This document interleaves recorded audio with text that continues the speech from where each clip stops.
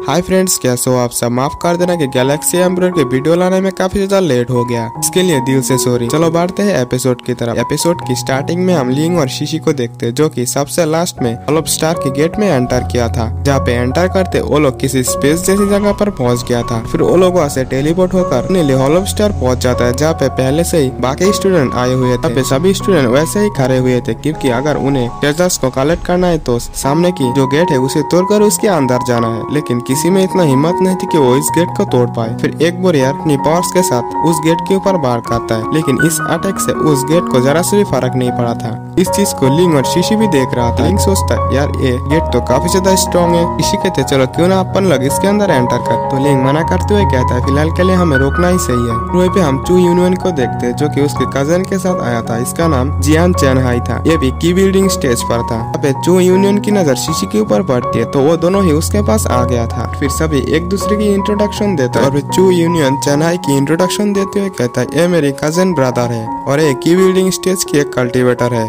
और ये सुनते ही लिंग और शीशी दोनों ही चेन्नई को ग्रीट करता है। चेन्नई कहता है जैसा कि तुम लोगों ने सुन लिया कि मैं एक की बिल्डिंग स्टेज की पावरफुल कल्टीवेटर हूँ और इसके साथ साथ मैं तुमसे बड़ी भी हूँ, इस वजह से तुम्हें मुझे सीनियर ब्रदर कहना होगा। तो लिंग और शीशी इसके लिए मान गया था। फिर चू यूनियन कहती है क्यों ना हम लोग एक साथ इस मिशन पर एक टीम की तरह रहे, और ब्रदर चेन्नई की होते हुए तुम्हें यहाँ पे कोई खतरों की टेंशन लेने की जरूरत नहीं है। तो लिंग कहता है ब्रदर चेन्नई इसमें एग्री हो तो मैं भी इसमें एग्री हूँ। तो चेन्नई कहता है तुम चू यूनियन की फ्रेंड्स हो, इस वजह से तुम मेरे साथ आ सकते हो। मेरी पावर के हिसाब से तुम लोगों को बड़ी आसानी से सेव कर लूंगा। फिर वही पे वो एंशियन गनम की यंग मास्टर आ जाता है। वो आते ही अपनी पावर की मदद से उसके सामने जो भी खड़ा था उसे हटा देता है। फिर वो उस गेट को देखते ही स्कैन कर लिया था कि उस गेट को कैसे खोला जाए, और वो वहाँ पे खड़े वॉरियर्स से कहते हैं मुझे कुछ वॉरियर्स की जरूरत है ताकि मैं इस गेट को ब्रेक कर पाऊँ। उसके ऐसा कहते ही वहीं पे बस बीस्ट ही उसके साथ देने के लिए आया था, कोई भी ह्यूमन वहीं पे नहीं आया था, जो कि वो मेंबर्स इतना स्ट्रॉन्ग नहीं था कि वो एंशियन गनम की यंग मास्टर के साथ दे पाए। और वो गुस्से में कहते हैं क्या कोई यहाँ पे नहीं है जो मेरा साथ दे पाए, क्या ह्यूमन रेस नहीं ज्यादा कमजोर हो गए हैं। तो वहीं पे ड्रैगन एलिफेंट आते हुए कहता है जैसा कह रहे हो ऐसा नहीं है, बल्कि ह्यूमन रेस काफी ज्यादा होशियार है। एक बार आप इस गेट को यानी कि इस गेट की सील को तोड़ दो तो ये लोग कुत्ते की तरह आपके पीछे आएंगे। तो ये सुनते एंशियन गनम की यंग मास्टर भी गुस्सा हो गया था, और वो अपनी पावर की मदद से उन लोगों को स्कैन करते हुए कहता है अगर तुम लोगों में से कोई भी स्ट्रॉन्ग पर्सन अगर छुपा हुआ है तो मेरी स्कैन करने से पहले निकल जाओ, वरना मैं उसे वहीं पे मार दूंगी। तो ये देखते लिंग सोचता है अगर इसने मुझे यहाँ पे स्कैन कर लिया तो गड़बड़ हो सकती है। और वो ये देखते चेन्नई से कहता है, यानी कि चेन्नई से वहीं पे जाने के लिए रिक्वेस्ट करने लगा था। बता चेन्नई प्लीज आप इसके लिए मान जाइए, यहाँ पे बस आप ही हो जो कोई बिल्डिंग स्टेज पर है। और ये मेंबर तो ह्यूमन रेस के खिलाफ काफी ज्यादा बुरा भला कह चुका है। इससे पहले कि वो स्कैन कर ले आप जाकर इसके मुंह पे एक तमाचा मार दो। तो ये सुनते चू यूनियन भी चेन्नई को रिक्वेस्ट करने लगी थी। चेन्नई अपनी इतना ज्यादा तारीफें सुनकर कहता है मैं यहाँ पे प्रेजेंट ह्यूमन में से सबसे ज्यादा पावरफुल कोई बिल्डिंग स्टेज पर हूँ, यहाँ पे मेरी कैपेबल कोई भी नहीं है, इसलिए मेरे हक बनता है कि मैं इन बीस्ट के सामने ह्यूमन रेस के लिए खड़ा हो जाऊँ। वो इसके लिए एग्री हो गया था। सीधा वो जाम मारते हुए एंशियन गनम के यंग मास्टर के सामने जाकर खड़ा हो गया था। तो ये देखते एंशियन गनम के यंग मास्टर उसे स्कैन करते हुए कहता है मेंबर की बिल्डिंग स्टेज की एक मास्टर है। तो चेन्नई से कहते हैं तुम इसके लिए कैपेबल हो या नहीं, तुम्हें पहले एक टेस्ट देना होगा।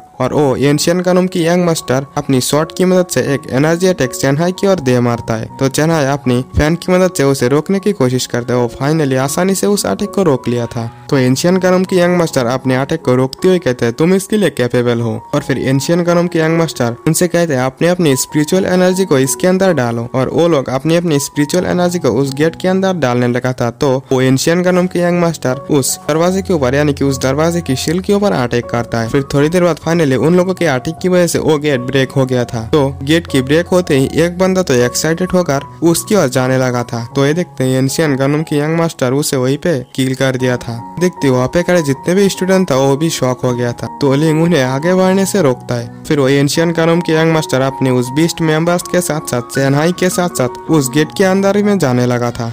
लिंग शीशी और यूनियन को के अंदर जाने के लिए इशारा कर देती है, तो वो लोग भी उनका पीछा करता है। तो उनको ऐसे जाते हुए देखकर बाकी स्टूडेंट भी जल्दी में उसके अंदर जाने लगा था। और फिर हम लोग एंशियन गनम की यंग मास्टर को देखते हैं, जो कि कहता है हमें इस छोटी मोटी चीजों के ऊपर टाइम वेस्ट नहीं करना चाहिए, जल्दी में इसकी डीपेस्ट एरिया में चलो। और फिर हम लिंग की टीम को देखते हैं, जो कि उसके अंदर पहुंच गया था और पे काफी ज्यादा हर्ब्स रखा हुआ था। देखते लिंग और शीशी भी काफी ज्यादा एक्साइटेड हो गया था। चेन्नई कहता है यहाँ पे कई सारे रेयर हर्ब्स है, यहाँ पे थोड़ी देर में ही बाकी सारे लोग भी पहुंच जाएंगे, तो तुम लोग जल्द से जल्द एक ही रेयर हर्ब्स को इकट्ठा कर लो। और वो वहाँ से आगे की ओर चला गया था। ये सुनते लिंग और शीशी हर्ब्स को इकट्ठा करने के लिए चला जाता है, लेकिन चू यूनियन वहीं पे खड़ा रह जाता है। शीशी कहती है चू यूनियन वहाँ पे खड़ा मत रहो, आओ और जल्दी जल्दी में हर्ब्स को इकट्ठा करो। तो चू यूनियन भी अपनी काम पे लग जाती है। और फिर हम लिंग को देखते हैं, एक हर्ब्स को चूज करता है जो कि 500 ईयर्स ओल्ड था। दूसरा हर्ब लेता है जो कि 1000 ईयर ओल्ड था। और फिर लिंग ऐसे एक एक करके बहुत सारे हर्ब्स लेने लगता है। और फिर हम शीशी को देखते हैं जो कि उसे अपने मन पसंदीदा हर्ब नहीं मिल रहा था। और फिर थोड़ी देर ढूंढने के बाद उसे फाइनली एक हर्ब मिल गया था जो कि 6000 ईयर्स ओल्ड सप्लाइम ब्लूम था। ये क्या है वो तो हमें नेक्स्ट एपिसोड में ही पता चलेगा, क्योंकि ये एपिसोड यही पे एंड होती है। तो अगर आपने हमारे चैनल को अभी तक सब्सक्राइब नहीं किया तो प्लीज सब्सक्राइब कर लेना और वीडियो को भी एक लाइक कर देना। मिलते हैं नेक्स्ट वीडियो में, बाय बाय।